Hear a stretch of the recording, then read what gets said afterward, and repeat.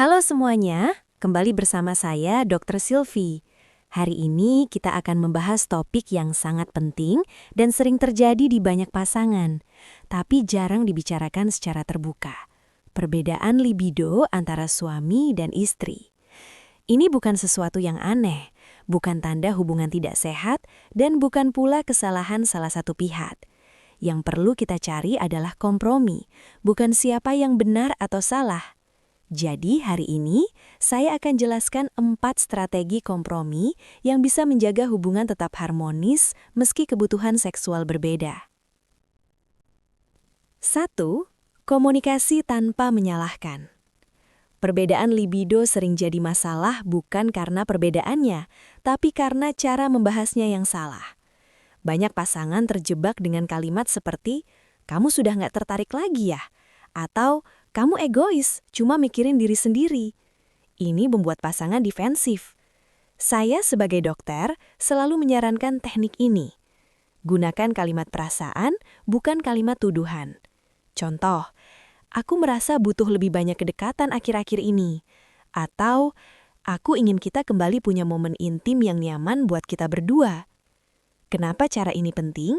Karena otak manusia otomatis menutup diri ketika merasa diserang. Tapi kalau kita berbagi perasaan, otak justru membuka ruang untuk empati. Kuncinya adalah komunikasi jujur, lembut, dan berkala, bukan hanya ketika ada masalah besar. 2. Atur jadwal kehangatan. Ini mungkin terdengar aneh bagi sebagian orang, tapi justru sangat membantu. Ketika libido berbeda, waktu adalah salah satu faktor terbesar. Ada yang lebih bergairah di malam hari, ada yang lebih segar di pagi hari, ada yang butuh persiapan mental terlebih dahulu, ada yang spontan saja. Solusinya adalah kompromi waktu. Saya sering menyarankan pasangan membuat jadwal keintiman, bukan jadwal hubungan seks. Apa maksudnya? Bukan dicatat seperti agenda rapat ya, tapi lebih seperti di hari ini kita fokus quality time. Di malam ini kita coba lebih intim. Di minggu ini kita prioritaskan kedekatan berdua. Dengan begitu, pasangan yang libidonya lebih rendah tidak merasa tertekan dan pasangan yang libidonya tinggi merasa diperhatikan. Jadwal kehangatan itu membuat hubungan lebih terarah, tidak menunggu mood semata.